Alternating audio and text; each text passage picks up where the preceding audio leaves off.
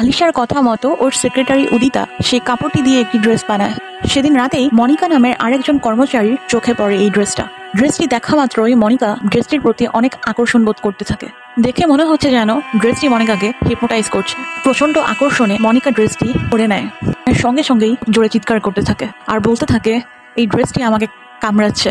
মনিকাকে বাঁচাতে সোহান নামের একটি ছেলে এগিয়ে আসে, কিন্তু হঠাৎই মনিকা পজেসড মানুষের মতো আচরণ করতে থাকে। মনিকা সোহানকে গলা টিপে মেরে ফেলে আর এরপরই সেই ড্রেসের ভেতর থেকে অনেকগুলো মেয়ের আত্মাকে দেখা যায়, যে দৃশ্যটি দেখতে খুবই ভয়ঙ্কর ছিল। আর এরপর সেই আত্মাগুলো মনিকাকেও ভেতরে টেনে নেয়। পরদিন সকালে আলিশা অফিসে এসে মনিকা আর সোহানকে খুঁজতে থাকে, কিন্তু কোথাও ওদের খুঁজে পাওয়া যায় না। ওদের বাসা থেকেও খবর আসে যে গত রাত থেকে ওরা আর বাসায় যায়নি। ঠিক সেই মুহূর্তেই সেই দর্জি এসে বলতে থাকে, ফিরবে না, ওরা আর ফিরবে না, এই ড্রেস গিলে নিয়েছে ওদের।